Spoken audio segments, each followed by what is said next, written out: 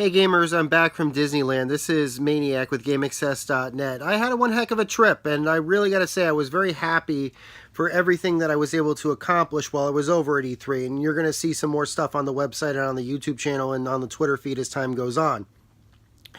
So now that I'm back, I can actually start posting stuff up, basically.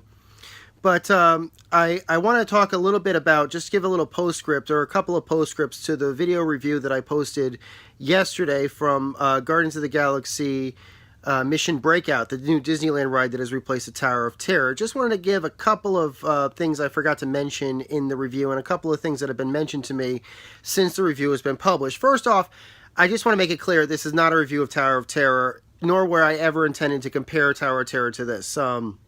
The reason why is because I think that they're two completely different rides.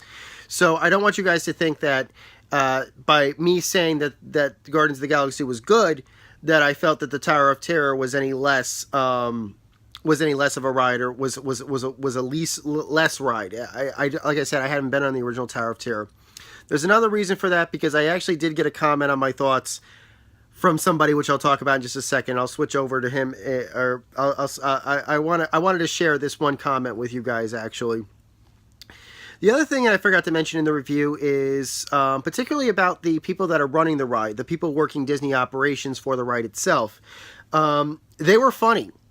And apparently, kind of like the Jungle Cruise and things like that, these guys have scripts and these guys have things that they can go on about. And I want to give a specific mention to somebody that was that was operating the ride the third time that I went on it. I was wearing a pair of glasses because I knew that if I hadn't put them on, if I was holding them in my hands, there's a good chance that they could have gone flying up to the ceiling. And so I put my sunglasses on, and the guy operating the ride saw me, pulled a pair of shades out to kind of mock me, basically. Pulled a pair of shades out of his pocket to just kind of mock me, like, how can you even see in these things? Do you have supervision? And it was kind of like he was about to make an X-Men reference to Cyclops, but so I don't know, I didn't catch the guy's name, but that was the only time that, again, I went on it 3 times, but that guy actually, for taking some time out of his busy schedule to mock me for wearing sunglasses, I gotta give all props to it, because that was just hilarious. I gotta say that I really felt honored to be, that was just so much fun. That guy was so funny.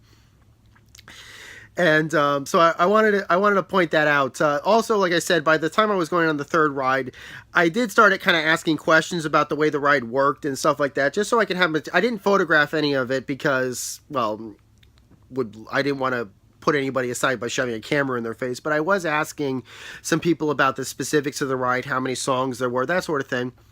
And while the guys wouldn't give 100% of the information, they did kind of say, well, there are 6 songs, and you know, yes, you did see that song, or yes, you did see that song, you didn't imagine it. You may get another song, you may get a similar song, you know. So, thanks. I wanted to say this right now to specifically thank the Disney Imagineer, basically the people working on the ground floor at Disneyland who are working on this ride or operating the ride. Just as a big thank you for that. I wanted to single that out, and that was not something that I did in the original review, and I regret it. Now, this next part that you're going to see should put all of your comments that you're going to have about the California version of Tower of Terror to rest. So let's switch back to me coming to you from E3 2017. It's been a day since I shot that review, and I wanted to add this to the end. It just so happened that after I filmed that review of the story, I actually met the guy who was the creator of many of the rides at Disney California Adventure. I was commenting and giving I was talking to some people during E3 about what I was working on for this review, and it was with an earshot of the guy that actually created the original tower, you know, the California Tower of Terror.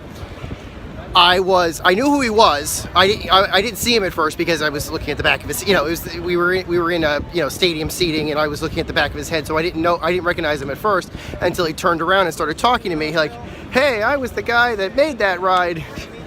And I looked and I said, "Yeah, you are that guy," because I knew who he was, and I was humbled beyond words as to say to say at the least.